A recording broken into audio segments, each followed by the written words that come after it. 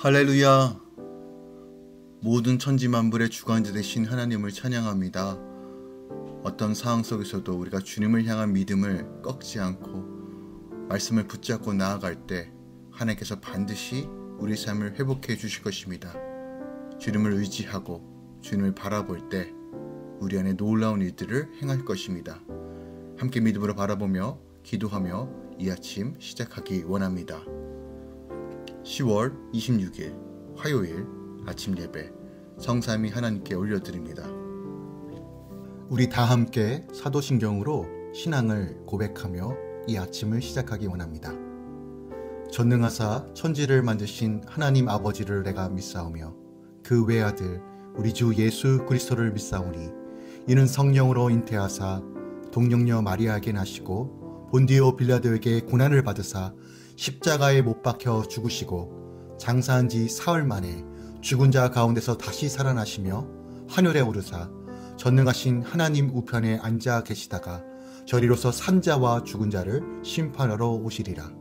성령을 믿사오며 거룩한 공예와 성도가 서로 교통하는 것과 죄를 사하여 주신 것과 몸이 다시 사는 것과 영원히 사는 것을 믿사옵나이다. 아멘. 오늘 하나님의 말씀은 에스겔 39장 17절에서 29절까지입니다. 에스겔 39장 17절에서 29절까지입니다. 주 여호와께서 이같이 말씀하셨느니라. 너 인자야, 너는 각종 새와 들의 각종 짐승에게 이르기를 너희는 모여오라. 내가 너희를 위한 잔치 곧 이스라엘 산 위에 예비한 큰 잔치로 너희를 사방에서 모여 살을 먹으며 피를 마실지어다. 너희가 용사의 살을 먹으며 세상 왕들의 피를 마시기를 바산에 살찐 짐승 곧 순양이나 어린 양이나 염소나 숫송아지를 먹듯 할지라. 내가 너희를 위하여 예비한 잔치의 기름을 너희가 배불리 먹으며 그 피를 취하도록 마시되 내 상에서 말과 기병과 용사와 모든 군사를 배부르게 먹을지니라 하라. 주 여호와의 말씀이니라. 내가 내 영광을 여러 민족 가운데에 나타내어 모든 민족이 내가 행한 심판과 내가 그 위에 나타낸 권능을 보게 하리니 그날 이후에 이스라엘 족속은 내가 여호와 자기들의 하나님인 줄을 알겠고 여러 민족은 이스라엘 족속이 그 죄악으로 말미암아 사로잡혀 갔던 줄을 알지라. 그들이 내게 범죄하였으므로 내 얼굴을 그들에게 가리고 그들을 그 원수의 손에 넘겨 다 칼에 엎드려지게 하였으되 내가 그들의 더러움과 그들의 범죄함대로 행하여 그들에게 내 얼굴을 가리었었느니라. 그러므로 주 여호와께서 이같이 말씀하셨느니라. 내가 이제 내 거룩한 이름을 위하여 열심을 내어 야곱의 사로잡힌 자를 돌아오게 하며 이스라엘 온 족속에게 사랑을 베풀지라. 그들이 그 땅에 평안히 거주하고 두렵게 할 자가 없게 될 때에 부끄러움을 품고 내게 범한 죄를 뉘우치리니 내가 그들을 만민 중에서 돌아오게 하고 적군 중에서 모아내어 많은 민족이 보는 데에서 그들로 말미암아 나의 거룩함을 나타낼 때라. 전에는 내가 그들이 사로잡혀 여러 나라에 이르게 하였거니와 후에는 내가 그들을 모아 고국 땅으로 돌아오게 하고 그 한 사람도 이방에 남기지 아니하리니 그들이 내가 여호와 자기들의 하나님인 줄을 알리라. 내가 다시는 내 얼굴을 그들에게 가리지 아니하리니 이는 내가 내 영을 이스라엘 족속에게 쏟았음이라. 주 여호와의 말씀이니라. 아멘. 오늘 본문의 말씀은 후기 회복 예언을 다루고 있는 부분 중에서 이제 마지막 부분, 세상 끝날 선민의 최후 원수 곡의 침입과 멸망 예언을 다루고 있는 이 내용의 마지막 부분입니다. 여기서 세상 끝날에 있게 될 이스라엘 침략자 곡의 군대의 종말론적 전멸 예언을 보도하고 있는 어저께 본문에 이어 선민의 대적인 열국 심판에 나타난 하나님의 능력과 선민의 사랑의 강조, 그리고 열국에 흩어진 선민의 귀향과 영원한 관계 회복을 약속하고 있는 내용이 담겨져 있어요. 오늘 본문을 조금 더 상세하게 다루기 원합니다. 먼저 17절부터 20절은 야생의 새와 들짐승을 향한 곧 군대의 그 시체 취식 잔치의 초청의 말씀을 보도하고 있어요. 이는 곧 군대의 시신을 아직 매장하기 이전의 일로서 하나님의 백성을 대적하는 악인에게 임할 비참한 최후 심판을 잘 보여주고 있습니다. 이스라엘을 치고자 몰려온 곡의 군대는 하나님의 심판을 받아 각종 새와 짐승의 먹이가 됩니다. 이스라엘을 자기 먹이로 삼으려 했던 곡이 도리어 들짐승의 먹이가 되고 만 것이죠. 자기 힘을 믿고 남을 조롱하던 곡과 그 백성은 하나님의 공의로운 심판으로 들짐승을 위한 큰 잔치의 재료가 되는 수치를 당합니다. 곡의 군대는 우는 사자처럼 호시탐탐 성도를 먹이고 삼키려는 제약을 상징합니다. 이 땅에서 성도는 늘 이런 제약의 위협을 받을 수밖에 없습니다. 그러나 하나님은 이것을 믿음의 선한 싸움이라고 말씀하십니다. 이 싸움이 선한 이유는 주님이 이미 이기신 싸움이며 결론은 구원의 큰 잔치가 되기 때문입니다. 21절부터 24절은 선민의 대적들로 제시되는 열국을 심판하심으로 확증될 여호와의 능력과 선민과 여러 민족들의 영적 각성을 예언하고 있습니다. 선민의 대적에 대한 심판으로 말미암아 하나님의 권능이 만천하에 드러나게 됨으로써 이스라엘 족속은 여호와께서 자기들의 하나님이신 줄 알게 되는 것은 물론 전날 하나님이 무능하여 이스라엘 족속이 패망하고 열방의 포수가 된 것으로 오해하였던 여러 민족들은 이스라엘 족속의 포수가 하나님의 무능 때문이서가 아니라 이스라엘 족속의 죄에 대한 하나님의 징벌 때문임을 각성하게 된다는 것이죠. 이는 세상을 다스리는 권능이 오직 하나님께만 있음을 분명하게 보여줍니다. 또한 이 심판과 권능은 과거 이스라엘 하나님의 약함 때문이 아니라는 것을 분명하게 천명하며 그들의 제약 때문에 멸망했음을 분명하게 증명하는 것입니다. 내가 의지하던 성벽과 자랑하던 성전이 무너지고 무시하던 이방 땅으로 사로잡혀가는 환난은 결국 내 제약을 드러내는 사건이라는 거죠. 환난으로 제약이 드러나 내가 전적으로 타락한 죄인임을 깨달을 때 그 환난은 더 이상 저주가 아니라 나를 주께로 돌이키게 해주는 심판과 권능의 사건이 되는 것입니다.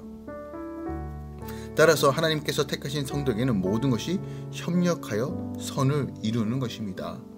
지금 우리가 겪고 있는 수많은 어려움들, 재정적인 어려움, 환경적인 어려움, 자녀의 문제, 건강의 문제, 이 모든 것들은 다시 한번 우리가 하나님께서 우리에게 말씀해 주신 하나의 도구로 생각하고 이것이 전적인 하나님의 은혜임을 깨닫고 하나님께 돌이킬 때 하나님의 놀라우심을 경험하게 된다는 것이죠.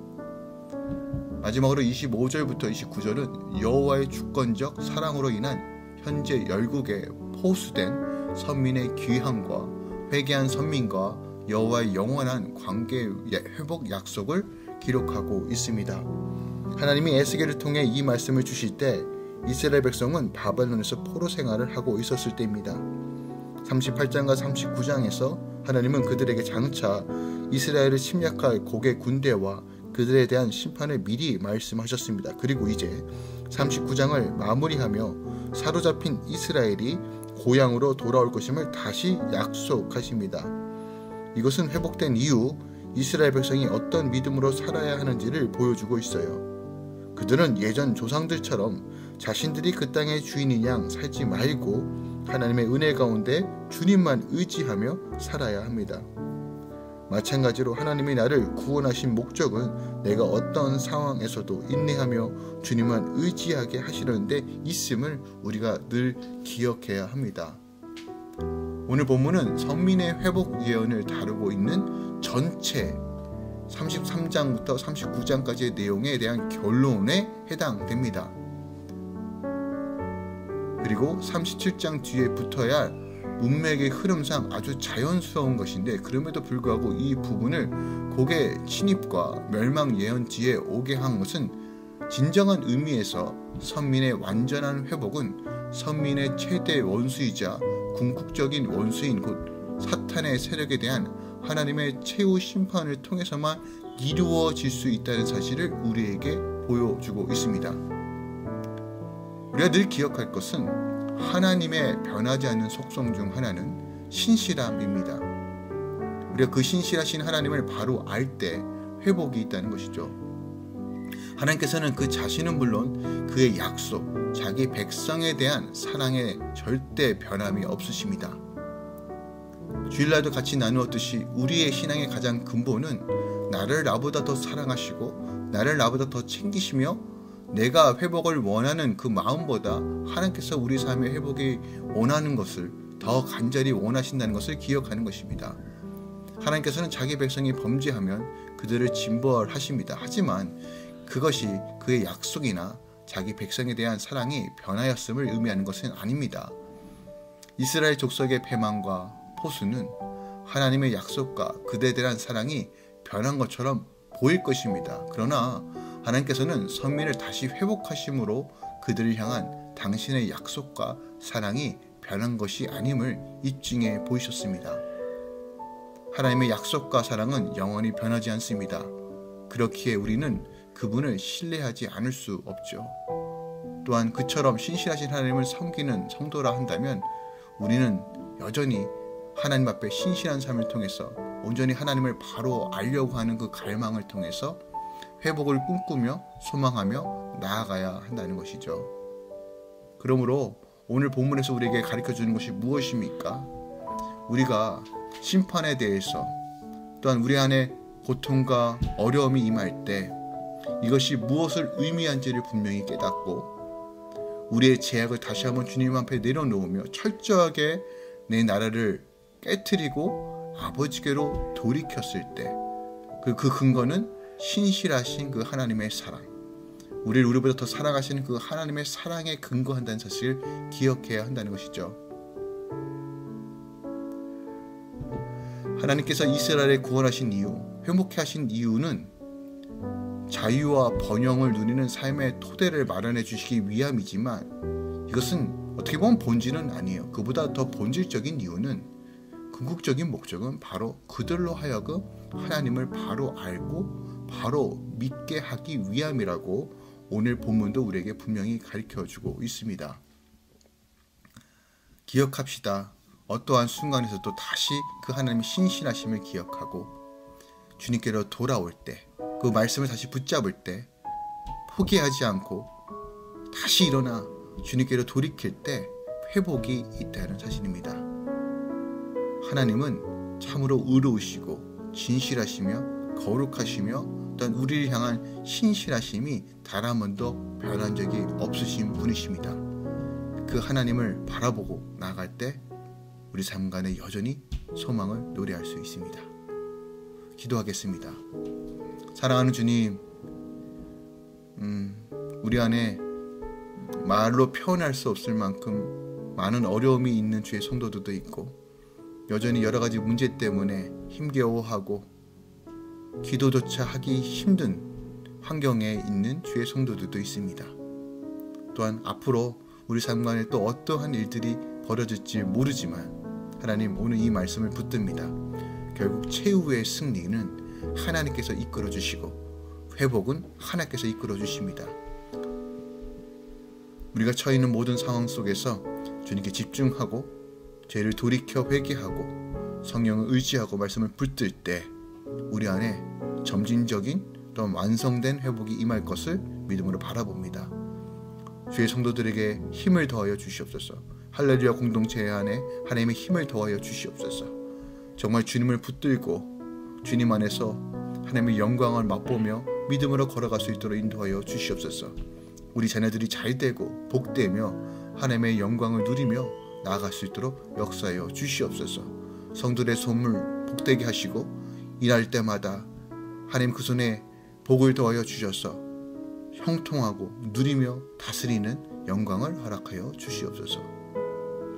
이제는 우리 주 예수 그리스도의 은혜와 우리 하나님 아버지의 놀라우신 사랑과 성령님의 내주셨던 충만 역사하심이 오늘도 주님 바라보며 신실하신 주님께 엎드려 돌이켜 다시 한번 주의 소망하며 주께서 이루실 그 회복을 믿음을 바라보며 기도하는 모든 주의 자녀들의 삶 가운데 이제로부터 영원까지 함께 있을지어다. 아멘.